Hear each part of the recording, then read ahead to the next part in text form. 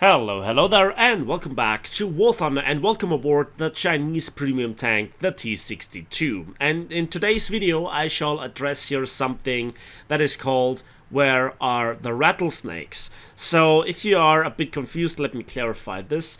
But first of all, I have to apologize here a little bit for the sound issues, hence the gameplay sound is a little bit more silent than usual. The sound is all over the place, I tried to correct it, but to little effect. So, where are all the rattlesnakes, aka what is my experience in the T-62? So, I made a realistic expectation video practically on the, Soviet T-62, trying to figure out if this tank will be worth going for. You know, it's a rank 6 premium, and therefore the best choice if you want to pick up a premium to, research the tech tree. And I expected it to be not fun, I expected it to be not so efficient, and that has to do with its battle rating and its performance. It is significantly less competitive, if you will, to the 8.7 and 9.0 premiums. Leopard A1A1, L44, the Type 74G Kai, and the MX-30 Super, as well as then at the end also tanks like the XM1, just to name the best performing ones. There are more or less copy pasta tanks in terms of overall performance, but they are just better in terms of reverse speed, reload, turret traverse, etc. You know, the handling efficiently or effectively. And so I expected this tank to have a similar experience like the Shotguard Alette. Per se not a bad tank, but just being outclassed and consistently forced to face 8.7 tanks due to the battle rating black hole. But that was not so much the experience, and so I had much more fun, I had much more impact on the gameplay by playing in the very same way. So I was curious what might be the reason for that, because the experience that I had was significantly different to what I experienced before, what I expected to experience, and so all the people that made life miserable for me seemed to be gone. Yes, here and there I got killed by a very good enemy player, or I just played badly. I positioned myself not in the very best way, and that then resulted in me getting killed. That's how it is in many ways. But it was not right from the start. It was not just somebody running rings around me and just one-shotting me with APFSTS. Yes, there are the Orbital 74, and they are really a disease. But aside from this, I could do things with this tank, and I didn't get up-tiered all the time. Sometimes, yes. And I had to face here the before mentioned 8.7, 9.0 premiums that are just overall better performing.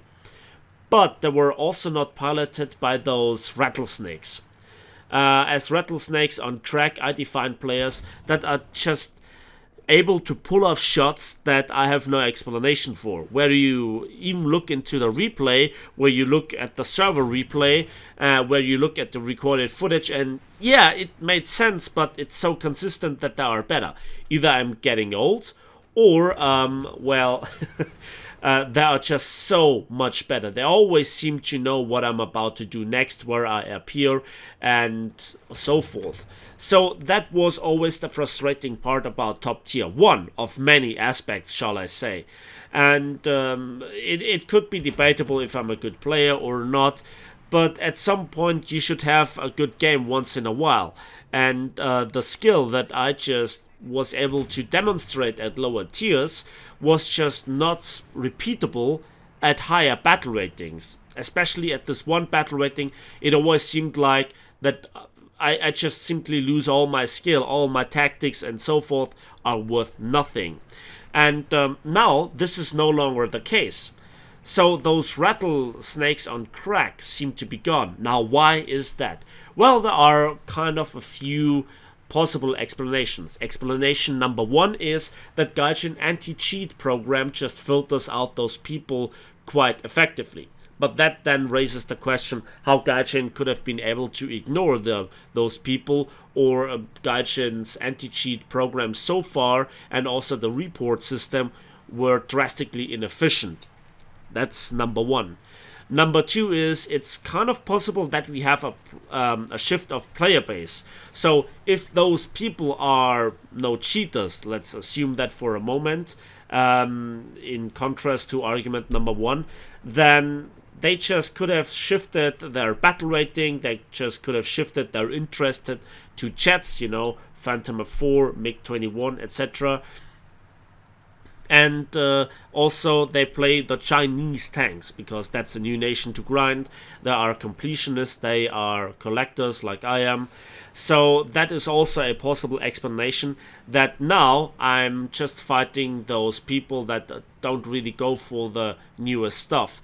Hence I'm avoiding all the rattlesnakes on crack because they are on my team. And yes, I've noticed that there are some excellent players all the time on my team as well. And the third option is that, I don't know, maybe it's just me getting better in this patch. But that's unlikely, right?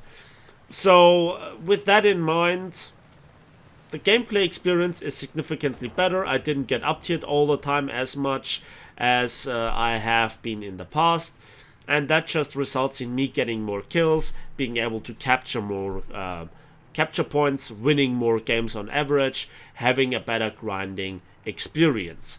So I'm sorry that I couldn't present you any of the very new, rather unique or kind of custom-made tanks from the tech tree of the Chinese nation. I'm working on it. I try to contact Gaijin and try to convince them that I get access to those tanks. Meanwhile, I'm just grinding with the T-62 Chinese premium tank. And yeah, that is so far what I have been up to. I'm also trying to figure out what is it about the night vision devices or the thermal view devices, etc., the thermal sights, if they are worth it. I have to play them for myself. I have yet to experience a night battle where those things are useful, and I have to get more experience in them. I could make here some wild guesses, but always getting the experience for yourself, experiencing it firsthand, is always worth the most for me personally, especially if I want to present this kind of then and make it into a video for my subscribers, for anybody else that is willing to watch my videos. And so that is currently what I am at. Now let's quickly get back to the gameplay. I also tried to not be the frontline tank. I could ambush here the enemies. I was listening for their engines as usual, and I was pretty efficient with my shots. And we now have captured all the capture points. The map rotation filter gives now a lot of unusual experience, like Karelia. Well, I have experienced that at top tier, but also Ash River, and here this map at top tier. Oof, those are small maps and you're just next to the objective and you're effectively spawn camping. I tried to make Overwatch here for this Falcon and just cut line of sight with the enemy by being behind a rock. That is not the most efficient way, that's not the most honorable way, I guess, but it is efficient after all. This Falcon seems to have acquired contact with some enemies, and yeah, I don't see anyone. I posted, and the Falcon is seeking cover behind the rock. I'm just making here some nice screenshots. Lol. And then I see some action, so I move forward. The Falcon fires, and I fire at the lower glacis of the Quilian, and the Quilian and our Falcon is now able to disable here the Type 74G and ultimately kills him just before I manage to reload. And that's all the action for this match. 6 kills, Survivor, Heavy Metal Hero. Let's have a quick look at the post-battle results. So that's it for me today. Thanks for watching, thanks for listening. I hope you enjoyed this video. Please give it a like if it did, subscribe if you want to see more, and we'll see each other on the waves, in the skies, and on the battlefields of War Thunder.